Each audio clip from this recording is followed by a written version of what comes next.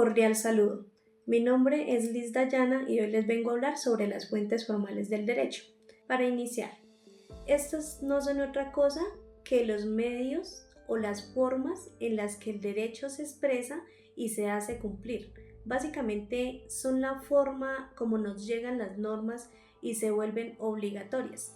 Según lo que estudiamos, en total son 5 fuentes principales: la ley, la costumbre, la jurisprudencia, los actos jurídicos y los tratados internacionales, aunque hay quienes dicen que también está la doctrina.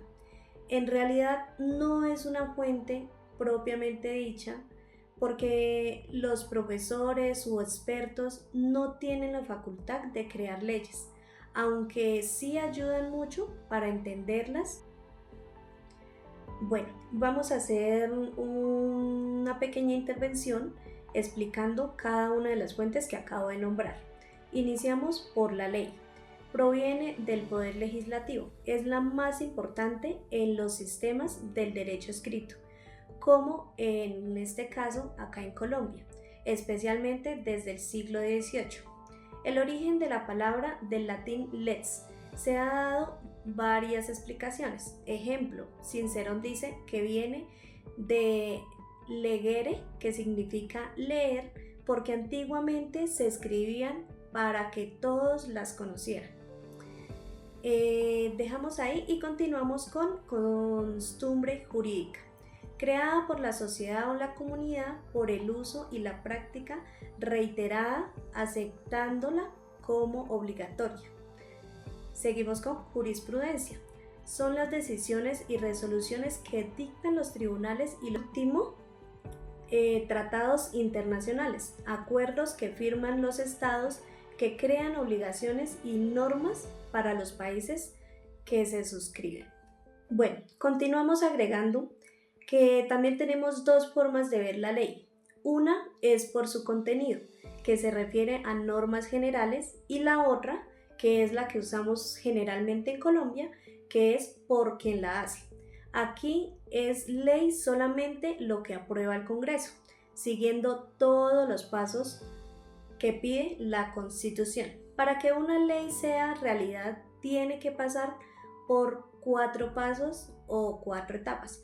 Primero, alguien presenta la idea o proyecto. Luego se discute y se analiza muy bien. Después se aprueba con la mayoría de votos necesarios y por último el presidente la firma y da su validez. Si el presidente no está de acuerdo, la puede devolver, pero si el Congreso insiste, igual se tiene que cumplir. Y algo que debemos tener en cuenta es que la ley empieza a regir al día siguiente de que ésta se hace pública. Y aquí aplica lo que muchos sabemos, que es la ignorancia de la ley no sirve de excusa. O sea, no podemos decir que no sabíamos para librarnos de la responsabilidad por haber, cometido una imprudencia al no acatar la ley.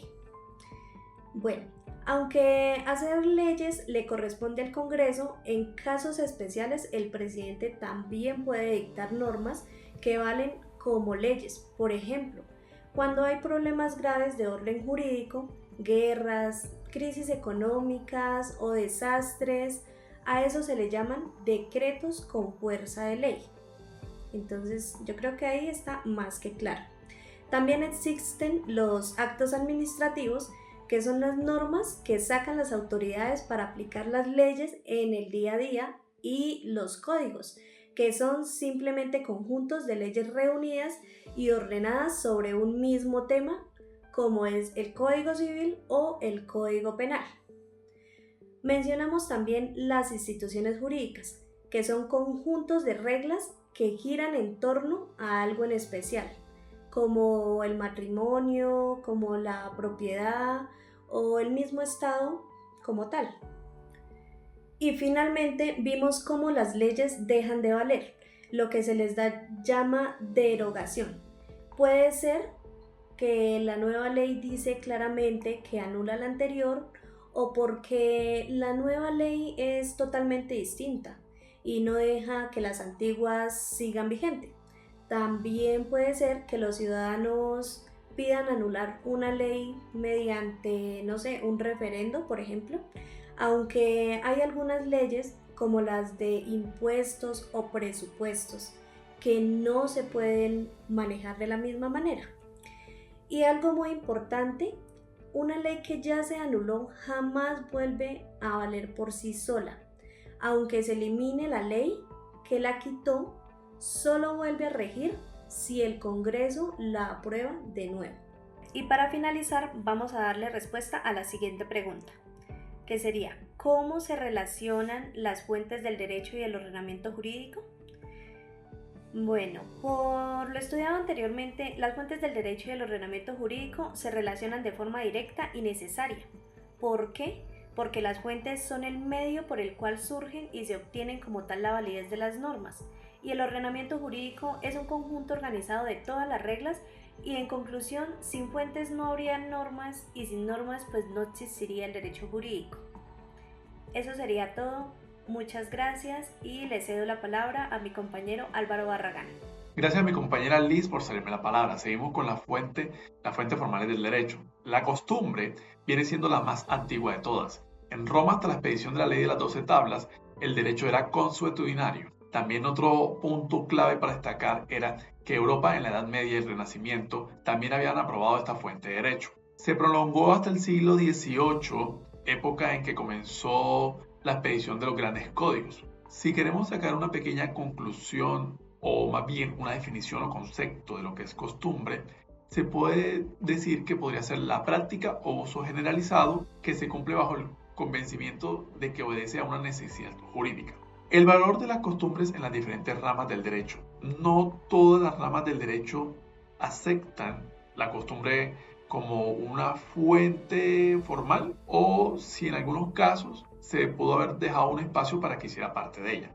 Digamos, en el derecho público interno, la costumbre es prácticamente nula porque no permite espacios dentro de los textos constitucionales y legales. Dentro del derecho penal no hay cabida, no hay espacio para ella. El derecho privado, civil y comercial sí tiene cabida y espacio para las costumbres, dependiendo los casos o los puntos a medir en ese caso. Derecho internacional público es una de las fuentes principales, sí, como tal, y en el artículo 38 del Estatuto de la Corte Internacional Jurídica, buscar la solución a las controversias entre estados, menciona la costumbre internacional como prueba de una práctica generalmente aceptada como derecho. Bueno, continuando, los países anglosajones hoy día destacan ser naciones que predominan la ley como fuente del derecho. Reconocen que en el siglo pasado, o siglos pasados más bien, tuvo la costumbre que influyó bastante en lo que ellos tienen como bandera o lideran como la common law, derecho común. Ahora su lugar lo ocupa la jurisprudencia, obviamente. Decisiones tomadas por jueces y tribunales a las que hoy en día le llaman precedentes. Seguimos con el tema de las costumbres. ¿Qué pasa? Hay 3 tipos de ley de costumbre y también tiene sus ventajas y desventajas. Por ejemplo, hay 3 tipos de clase de costumbres. La costumbre opuesta a la ley, llamada por los romanos contra ley, no tiene ningún valor, no se le reconoce competencia. También en algunos casos se dice que la ley ha sido abrogada por desuetud. Esto quiere decir que ya esta ley prácticamente queda aniquilada, anulada. La costumbre según la ley, denominada secundum legem, según la ley, se le reconoce valor, denominada secundum legem, o la costumbre según la ley, se le reconoce valor y explica cómo va a ser señalada para cumplirse. La costumbre a falta de la ley, o praeter legem, que es fuera de la ley, tradicionalmente se le ha reconocido todo valor, porque llena vacíos, lagunas en la legislación, no se aleja o se opone, simplemente que ayuda o llega para completarla. Ventajas y desventajas. Dentro de las ventajas está la creación espontánea del medio social, que facilita su cumplimiento. La segunda es que se trata de normas que se adaptan a las necesidades jurídicas de sus destinatarios o a quien llegue, lo que no siempre pasa con la ley. Pero una desventaja muy grande es que la falta de precisión que sí tiene la ley, y el segundo es su lenta evolución que puede obstaculizar el desarrollo de las sociedades.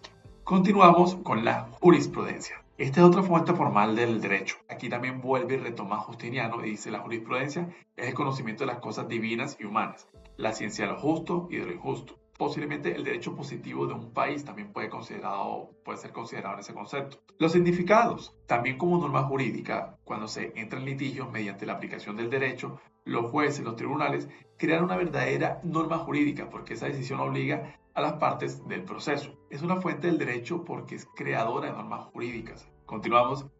La jurisprudencia también goza de una oposición. En este caso, la doctrina se opone y dice que este intenta negar que este carácter pertenezca a los jueces y tribunales. En las sentencias, pues se supone que no es una creación de una norma jurídica, sino que proviene de normas jurídicas preexistentes. Se dice también, o se estipula, que la sentencia de los jueces sería el resultado a través de la lógica de un caso particular dentro de una regla general. Pareciera que este concepto o estas definiciones llegasen a entender que el papel de los jueces o de los tribunales, inclusive en sus largas y ponderadas conversaciones o meditaciones, no se tuvieran en cuenta.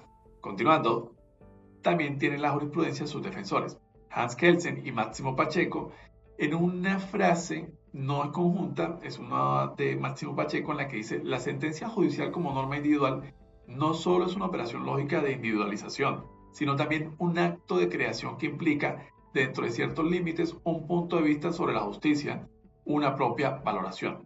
Esto quiere decir que por más de que esté establecido las reglas de la jurisprudencia o sus normas jurídicas, los jueces y los tribunales tienen una gran responsabilidad para analizar, poner lógica de su parte y dar a entender y aplicar lo que a ellos les parece mejor para la sentencia. Por eso ellos se oponen al concepto anterior de la doctrina, donde explica negativamente el papel que cumplen estos juristas. La jurisprudencia, siendo una gran fuente de creación de reglas jurídicas, científicas y técnicas, hay una gran preocupación para unificarlas. Esto por la gran cantidad de jueces y tribunales encargados de pronunciar las decisiones judiciales. Las reglas jurisprudenciales podrían llegar a ser diversas y opuestas. Entonces, ¿qué se hizo? Se creó el recurso de casación, creada en Francia a raíz de la Revolución de 1789, para defender la ley y el derecho objetivo frente a quebrantamientos de jueces por sus sentencias. Hoy día obedece a la relativa unificación de la jurisprudencia. Al pronunciarse el más alto tribunal de justicia a su modo de interpretar o aplicar una ley o llenar vacíos de legislaciones, al pronunciarse el más alto tribunal de justicia a su modo de interpretar o aplicar una ley, llenar un vacío en la legislación, los tribunales y jueces inferiores adoptarían esta doctrina que contiene sus decisiones. En consonancia a lo anterior, se podría expresar así: el recurso de la casación tiene por fin primordial unificar la jurisprudencia nacional y proveer a la realización del derecho objetivo en los respectivos procesos. Además, procura reparar los agravios inferidos a la parte por la sentencia recurrida. Continuando, llegamos al acto jurídico y tratados internacionales. El acto jurídico y tratados internacionales son también fuentes formales del derecho. Henri Capital define así el acto jurídico: una manifestación exterior de voluntad que se hace con el fin de adquirir, transmitir, modificar o extinguir un derecho, que produce el efecto querido por su autor, en razón de que el derecho sanciona tal manifestación de voluntad. Un ejemplo fácil puede ser un contrato de arrendamiento, que es un acto jurídico que se lleva entre ambas partes. Haciendo analogía al acto jurídico, los tratados internacionales también se aplican de la misma forma, pero en este caso lo hacen normalmente las naciones o los estados. Por ejemplo, el TLC entre Colombia y Estados Unidos. Ese es un tratado internacional entre ambas partes, por un bien común, por un contrato o una forma de llegar a un acuerdo para tener intereses mutuos o llegar a, digamos, a algún consenso sobre economía, política o por el establecimiento de un status quo. ¿Cómo se relacionan las fuentes del derecho y el ordenamiento jurídico? Pues van de la mano, van de forma directa y también necesaria, puesto que para que haya una validez y tenga una base del ordenamiento jurídico, debe contar con todo el proceso y todo el bagaje que lleva las fuentes del derecho, las fuentes formales del derecho.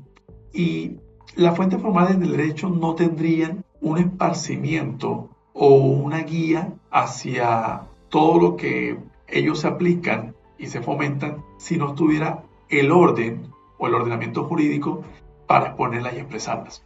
Mi compañera Zairet Aguirre. Gracias. Bueno, gracias a mi compañero por cederme la palabra. Ahora vamos a hablar sobre el capítulo 11, el ordenamiento jurídico positivo. Bueno, en este capítulo vamos a hablar primero que todo sobre la estructura y jerarquía del ordenamiento jurídico. ¿Qué quiere decir el ordenamiento jurídico? Bueno, el ordenamiento jurídico no es una simple acumulación de reglas, sino un sistema dinámico y unitario de normas coherentes. En pocas palabras, su validez no depende en sí del contenido de la norma, sino de la autoridad que las pidió siguiendo el proceso legal. Esto quiere decir que esta organización pues adopta la forma de una pirámide jurídica donde la Constitución se sitúa en la base como la norma fundamental.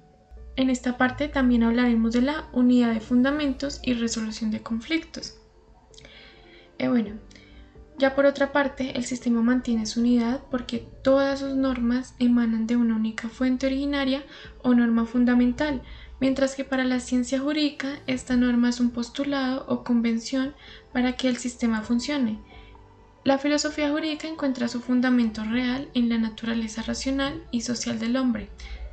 Esto quiere decir que para garantizar la armonía del sistema, el ordenamiento de resoluciones cuenta con 3 criterios: el jerárquico, cronológico y el de la sociabilidad.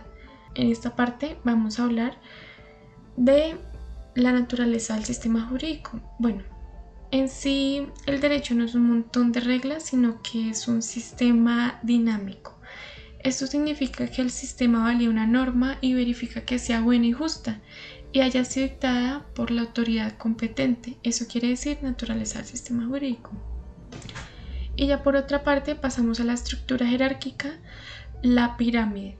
En esta parte entendemos que Kelsen pues explica el ordenamiento que tiene forma de pirámide. Y aquí en esta parte de la imagen se ven las 3 partes de la pirámide, la que es fundamental, legal y la base.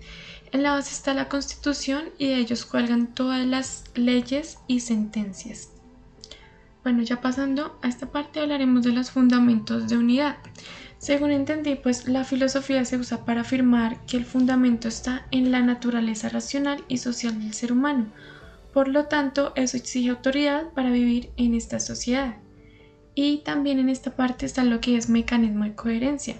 Al haber tantas normas, es normal que se contradigan y para tratar de evitar eso, el ordenamiento jurídico incluye sus propias reglas. Bueno, ya siguiendo por acá, voy a responder las preguntas sobre cómo se relacionan las fuentes del derecho y el ordenamiento jurídico. La relación entre las fuentes del derecho y el ordenamiento jurídico es de independencia estructural y jerárquica.